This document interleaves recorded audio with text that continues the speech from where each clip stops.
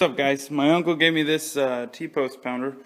They were throwing it away at his work, and all it needed was a few welds along each of the joints here where they meet. And I used the new to me, Lincoln Power Mig 180 dual.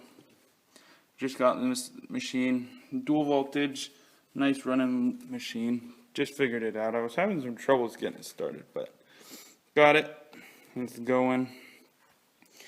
So I'm going to be building a fence here pretty soon. So I have other T-post pounders, but I figured I'd get this one cleaned up and ready to go.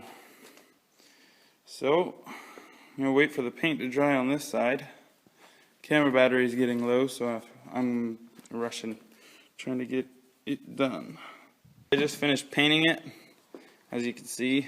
I just wanted to get this paint on the newly welded joints. I don't really care if it's rusty or anything, but I just wanted to keep the rust off the joints, and that's it.